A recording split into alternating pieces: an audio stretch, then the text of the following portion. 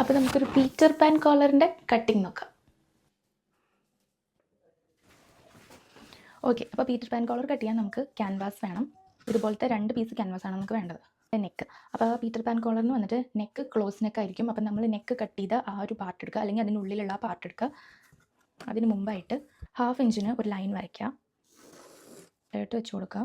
ഈ ഒരു നെക്കിൻ്റെ ഷേപ്പും അതുപോലെ തന്നെ ഷോൾഡറിൻ്റെ ഈ ഒരു ഷേപ്പും നമ്മൾ പ്രോപ്പറായിട്ട് വരച്ച് കൊടുക്കുക.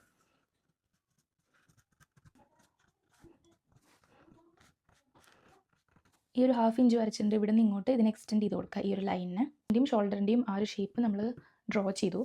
ഈ ഒരു എൻഡിൽ നിന്ന് ഇങ്ങോട്ട് 3 ഇഞ്ചിൽ മാർക്ക് ചെയ്യുക. ഇവിടുന്ന് ഇവിടെ വരാം.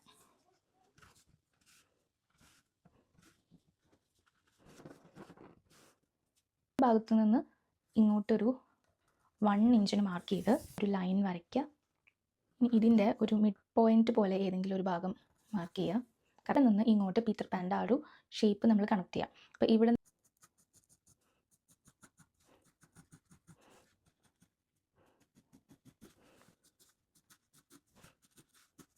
ഇവിടെ റൗണ്ടഡ് ആയിട്ടുള്ള ഷേപ്പ്, എങ്ങനത്തെ ഷേപ്പ് വേണമെങ്കിലും നമുക്ക് വരയ്ക്കാം. ഇനി ഇതിനെ കട്ട് ചെയ്യാം.